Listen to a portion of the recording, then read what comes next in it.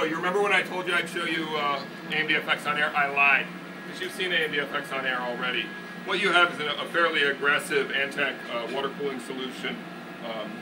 Tech provides a lot of the IP for these particular solutions. We've seen really good and linear scaling. Not only that, but we've seen good voltage tolerance.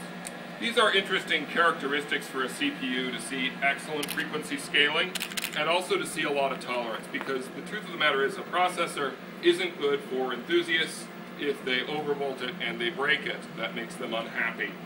And so what we really try to do is demonstrate through this series the fact that, you know, a relatively small amount of tweaking is able to yield some fairly strong results.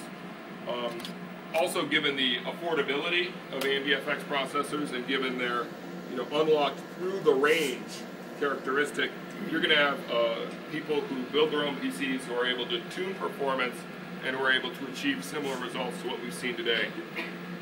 As we move up the line, you'll see us, what we're doing is we're looking at a bunch of processors, doing an initial screen that's really primarily trying to tune them for liquid helium. But the kind of testing we do for this is pretty routine. We just pop them in, and we do normal tuning that, you know, everybody who builds their own PCs dares to do, which is we add a little bit of voltage, we change the multiplier a little, which makes it easy. With AMD FX processors, you can easily modify the multiplier. And we'll crank up the bus speed. AMD FX has lots of knobs to turn, and with Llano and AMD FX, there are probably more knobs to turn than ever, which complicates it a little bit. But again, you can just modify multiplier. These processors are unlocked, which means the multiplier is free and open to BIOS for modification, and we can run with it.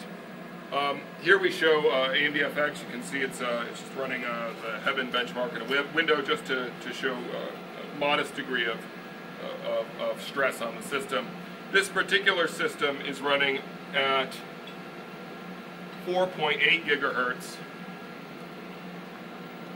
on, again, this consumer water solution. On a very aggressive air solution, you could see similar. This is just very easy to install and deploy.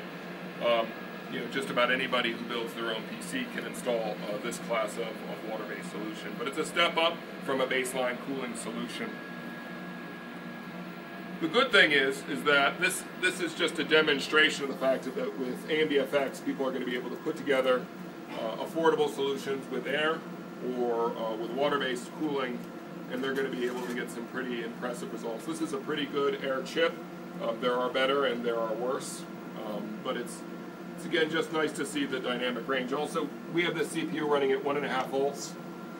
We ship anywhere between kind of 1.2s to 1.3s as stock VDD stock voltage. So, question in the back. So yeah, question in the back. Yeah. Okay, we're all good.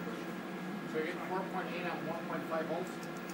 Yeah, on this particular chip, yes. Right, 4.8 on 1.5 volts. And we're looking to get you guys water coolers as well.